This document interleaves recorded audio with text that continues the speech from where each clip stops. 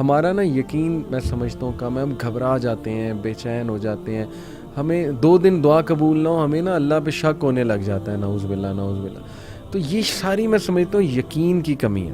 یہ جو لوگ ہیں ماشاءاللہ, جیسے میں آپ کو کہوں ہیرکولیس, اس نے آپ کو وہ واقعہ پتہ ہوگا, ابو سفیان رضی اللہ تعالیٰ عنہ, ان کو بلا کر کچھ سوالات کیے تھے. تو ان میں سے ایک سوال یہ تھا کہ اچھا یہ بتاؤ کہ یہ جو شخص جو اپنے آپ کو نبی کہہ رہا ہے, اس کے فالوور جب اس کے دین میں مذہب میں آ جاتے ہیں تو کیا واپس جاتے ہیں؟ تو انہوں نے کہا کہ کٹنے کے لیے مرنے کے لیے تیار ہو جاتے ہیں لیکن واپس نہیں جاتے. تو اس نے کہا یہ لائٹ آف ایمان ہے اور یہ نشانی ہے کہ وہ بندہ حق پہ انبیاء ان کی بالکل ان کے فالوورز کی, ان کے فالوورز کی نشانی ہے. تو دیکھیں یہ جو بلیف ہے نا, اس کو ریوائیو کرنا امت مسلمہ میں وارث بھائی میں سمجھتا ہوں یہ نیڈ آف دی آور. ہمارے لوگوں کا نا شاید نیکی سے ایمان اٹھ چکا ہے. ٹھیک ہے انہیں باتیں بہت پتہ ہیں کہ آخرت میں یہ ملے گا, ایسے ہوگا, اللہ کے لیے کچھ چھوڑو گے بہترین ملے گا, لیکن کیوں نہیں کیا جا رہا؟ کیونکہ وہ کہیں نہ کہیں یقین کی کمی ہے. And it's all about belief میں سمجھتا ہوں وارث بھائی. کیونکہ مجھے وہ ایک واقعہ بھی یاد ہے کہ ابن القیم رحمہ اللہ کے پاس ایک شخص آیا, اس نے کہا کہ جی آپ نے مجھے کہا تھا اعوذ باللہ پڑھو تو وسوسے نہیں آئیں گے, شیطان جو ہے وہ بھاگ جائے گا وغیرہ وغیرہ. اس نے کہا میں تو بہت پڑھتا ہوں پھر بھی آتے ہیں.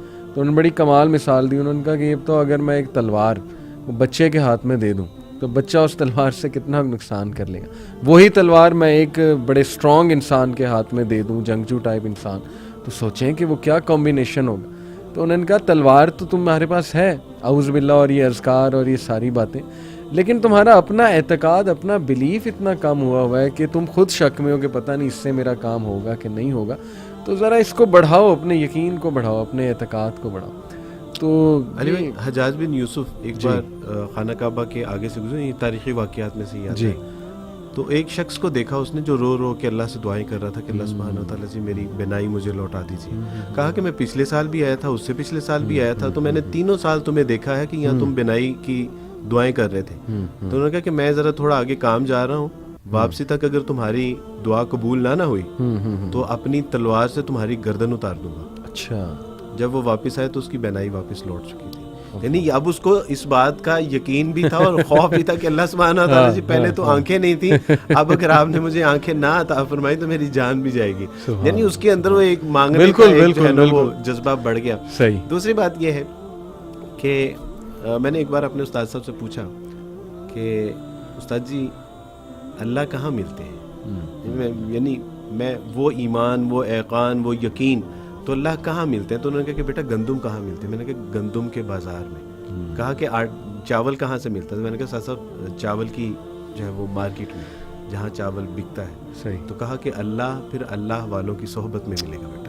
تو کہا کہ صحبت اختیار کرو, نیک صالح اللہ والوں کی جو نیک ہیں ان کی صحبت. تو الحمدللہ یہ یقین بھی, یقین والے لوگوں میں ہم بیٹھیں گے نا, کیا ایسا ہو نہیں سکتا نا کہ ہم اسکول کالج یونیورسٹیاں اور جو ایک ہماری بری طرح کی جو گیدرنگ ہے یا سینما ہالز میں یا کلبز میں یا بارز میں, یہ وہاں یقین تو وہاں ملے گا جہاں یقین والے لوگ بیٹھے ہیں. تو الحمدللہ